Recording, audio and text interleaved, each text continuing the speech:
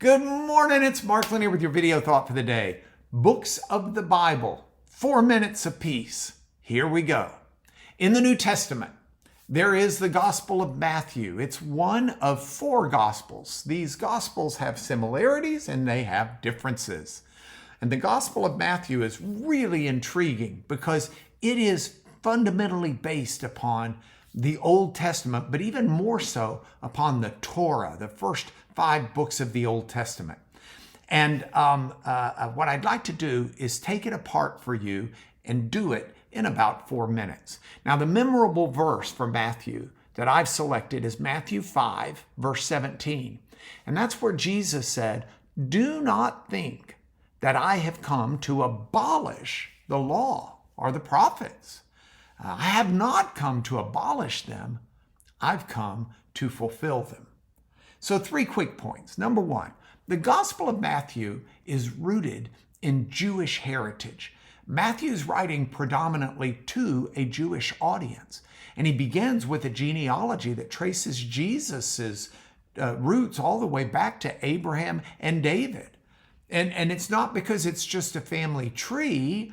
It's a declaration that the promises God made to Abraham and David are finding their fulfillment in Jesus. So Matthew cites the Old Testament over 60 times, more than any other gospel writer, showing how Jesus fulfills the ancient prophecies of the Messiah. Which brings me to my second point.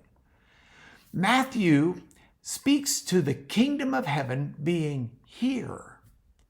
Matthew uniquely uses the phrase kingdom of heaven over 30 times. Now, to his Jewish readers, this resonated deeply with Daniel's prophecy that God would establish an eternal kingdom. And Jesus arrives announcing the kingdom of heaven is at hand. This isn't just a spiritual reality. It's the fulfillment of everything the prophets foresaw. It's God's rule breaking into our world through the Messiah. Which brings me to my third point.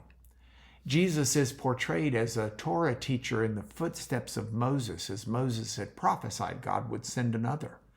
Matthew organizes Jesus' teachings into 5 major discourses. Not all scholars agree on this division being intentional or whatever, but it's pretty clear. Looks like it should be intentional to me. First, you have the Sermon on the Mount. Now, the Sermon on the Mount is very much like the Torah itself. It's got that Genesis creation and order. It gives foundational principles for kingdom living. It starts with blessings, just as Genesis starts with God blessing his creation. And it sets up fundamental relationships with God and others and creation.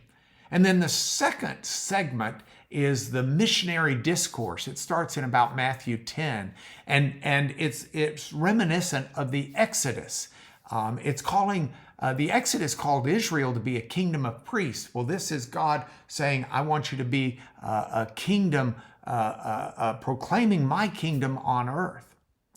And then the third kind of discourse starts with Matthew 13, and it aligns quite well with Leviticus in terms of teaching holiness and details for holy living, parables about what it means to be holy and right before God. And then there's a community discourse starting in Matthew 18, kind of a church discourse, like Numbers is a community discourse in the Torah. It talks about how to deal with community discipline, how to deal with forgiveness, conflicts in the church. And then the final discourse is one like Deuteronomy that talks about future hope. It's called the Olivet Discourse, and it looks to the future inheritance because the kingdom of God isn't just here now, it's coming. Each of these discourses begin with the same formula. When Jesus had finished saying these things, boom, and then the new discourse starts. It's kind of cool. But think about Matthew. Think about it bearing witness to Jesus in a way that depends and is foundationed by the Old Testament. And that's the Messiah, and that's the kingdom that's here, that's coming, and that is your video thought for today.